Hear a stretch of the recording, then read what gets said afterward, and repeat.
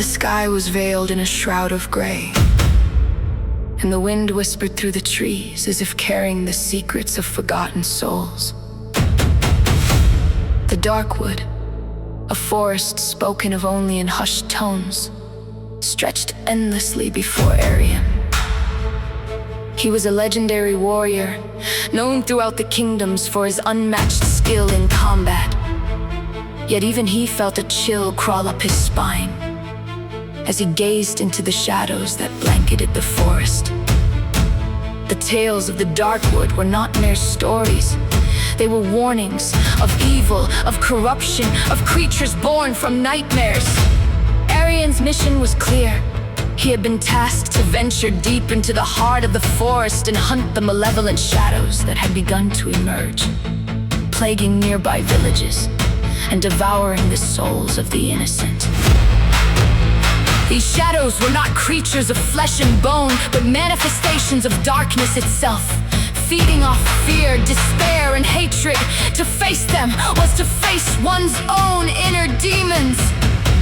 As Eryon entered the forest, the light from the fading sun was quickly swallowed by the trees, and soon he was engulfed in darkness. The canopy above was so thick that not even a sliver of moonlight could penetrate it. His hand instinctively tightened around the hilt of his sword, a weapon forged in the fires of a forgotten age, its blade imbued with ancient magic.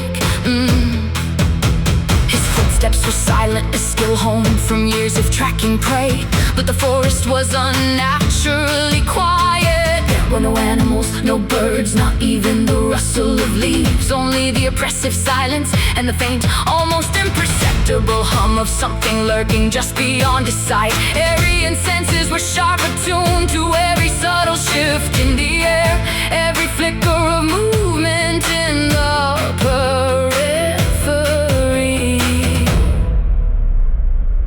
Shadows here were not mere tricks of light. They moved with purpose, slipping between the trees like wraiths, always just out of reach.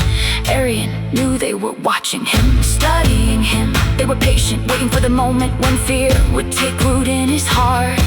But Eryon was no ordinary warrior. He had faced terrors beyond the comprehension of most men, and fear, though present, did not control him. He ventured deeper, the forest seeming to fold in on itself as if trying to swallow him whole. Hours passed, or perhaps it was days. It was impossible to tell in a place where time seemed to lose all meaning. And then, without warning, they came. A shadow, formless and shifting, darted from the trees, its inky tendrils reaching for him. Eryon's sword was out in an instant, the blade gleaming with the cold ethereal light. He slashed at the creature, but his sword passed through it as if cutting through smoke. The shadow recoiled but did not disappear. Instead it seemed to multiply, splitting into two, then four, then more, until the forest was alive with writhing shapes, each one a flicker of darkness, a whisper of malevolence. Eryon's mind raced. These were no ordinary enemies. Physical attacks would do little good against such ethereal foes. He needed to rely on more than just his strength. He needed to remember the ancient teachings passed down to him by the mystics of his homeland. With a deep breath, he closed his eyes and muttered an incantation. His voice, low and steady. The shadows paused, as if sensing the shift in energy. Eryon could feel the magic coursing through his veins, primal force that resonated with the forest itself. He opened his eyes, now glowing faintly with another worldly light, and raised his sword once more. This time, the blade did not merely cut through the shadows, it dispelled them, forcing them to retreat into the depths of the trees. For the first time, the forest responded. The ground trembled beneath his feet, and a low guttural growl echoed from the darkness. The shadows were not the true enemy. They were merely the servants of something far older, something that had been lurking in the Darkwood for centuries, waiting for the right moment to rise. Eryon pressed forward, his determination unshaken. The air grew colder, and the oppressive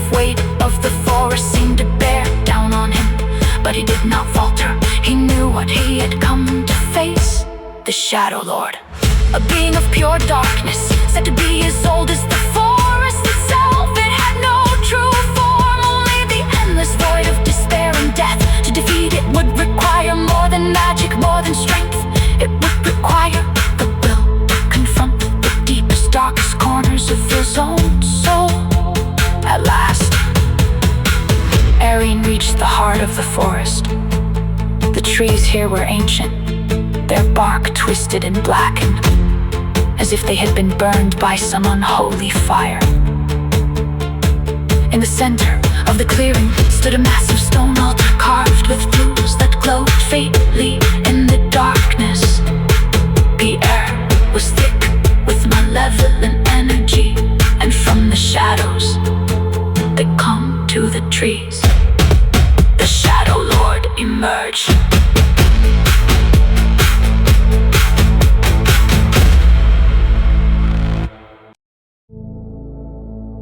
It was not a creature of flesh, but a swirling mass of darkness, its form constantly shifting and changing.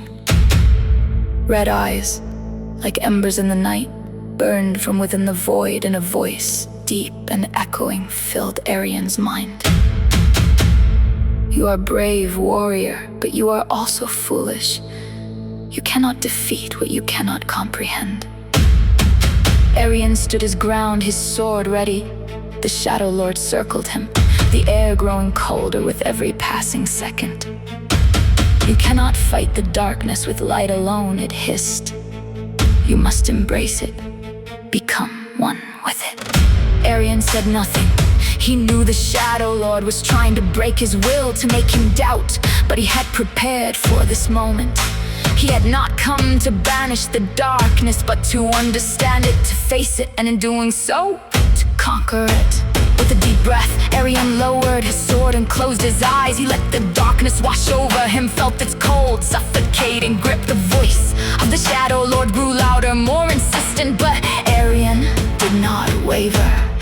He embraced the shadows, not as an enemy, but as a part of himself. The fear, the doubt, the despair, they were all within him, but they did not define him. In that moment, something changed.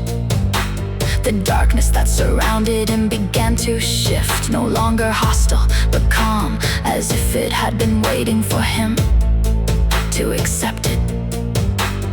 Eryon opened his eyes, and the Shadowlord recoiled, its form flickering and unstable. You cannot. The voice stammered, but it was too late. Eryon raised his sword, now glowing with the brilliant light, and struck the blade, pierced the Shadowlord's core, and with the final deafening roar, the creature dissolved into nothingness. The darkness lifted, and the forest, once oppressive and terrifying, was now bathed in a soft, silver light. Eryon stood alone in the clearing, his sword at his side. The battle was over, but the journey had only just begun. He had faced the darkness and emerged victorious, not by destroying it, but by understanding it. And in that understanding, he had found peace.